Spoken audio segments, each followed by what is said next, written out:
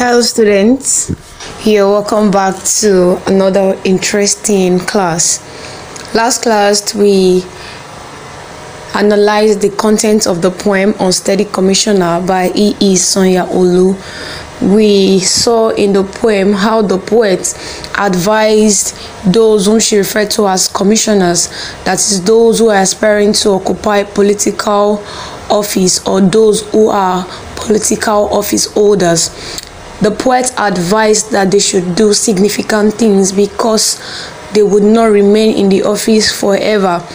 And the poet also advised that the commissioners, that is those in political offices, should remember the people, the common people, because they were the ones who elected them into that political position. And the poet went further to advise the commissioners that they should do significant things because many eyes are watching them and it is easy to fault when they are occupying the political position. The poet advised the commissioners not to be unwise and untender to the people, the common people, because these people can bring them down. The poet mentioned that it is unpalatable, that it is not so nice for them to fall from grace to grass. Also, we also observed in the poem that the people have the power to remove and choose their leaders. We also looked at the themes in the poem. We saw the theme of the need for good governance, which is one of the major message that the poet tries to convey to those who are aspiring to occupy political position, that what the people need is a leader who is tender and compassionate to the people, the one who would do significant things for the masses. Thirdly, is the theme of political power is transient or short. This we see in the poem. The poet tries to convey this message. Currently occupying office, or those who are aspiring to occupy that political office, should know that when they get there, they should remember those behind, and they should not be too sure they'll belong there. So this means that political office is not permanent. So whoever occupies a political position would one day and someday leave that position. Also, we looked at the theme of the power of the people.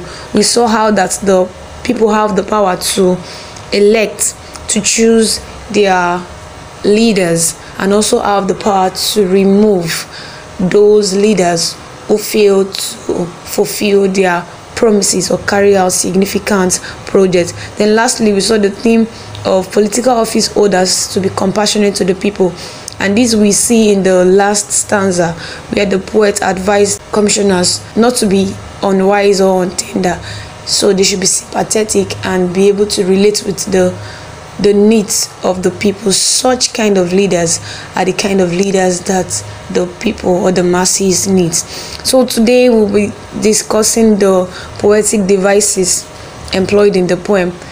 Poetic devices, like we learned in one of our classes, are the devices used by poets to convey their message to the readers. So here we have the use of repetition, antithesis, alliteration, assonance, and synecdoche. The use of repetition in the following lines. The word board is repeated in lines 11 and 13. The word grass is repeated in lines 16 and 18.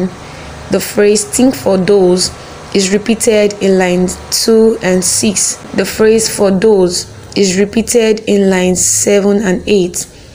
The phrase down below is repeated in lines 6 and 7. When you are lucky to be there, it's repeated in lines 1, 5, 10, and 14. Antithesis is also the poetic device used in the poem.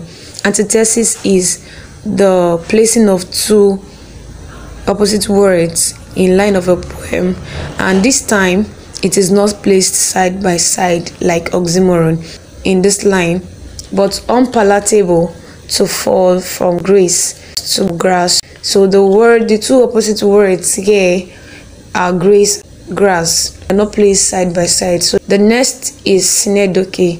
Synecdoche is a figure of speech where a part of an object is used to represent the whole. And so we see this in line 12. For many eyes are watching you there.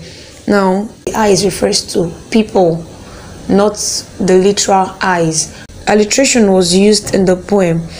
This we can see in the following lines. For those that put you there.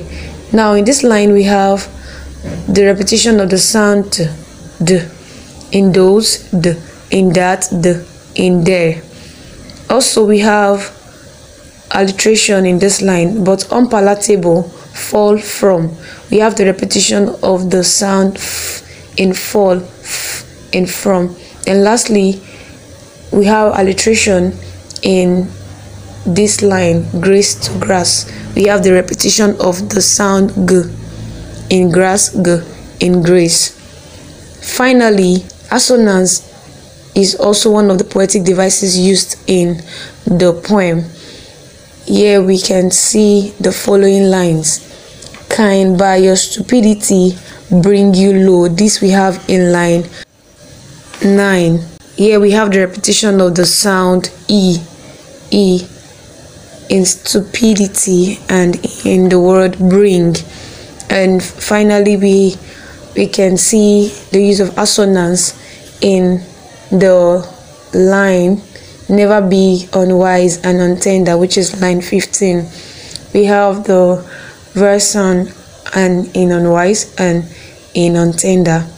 So these are the poetic devices employed in the poem Unsteady Commissioner by E.E. Sanya-Olu. Now we have come to the end of this class. Hope you can now mention and explain the usage of these poetic devices in this poem. Thanks for listening. See you in the next class. Bye.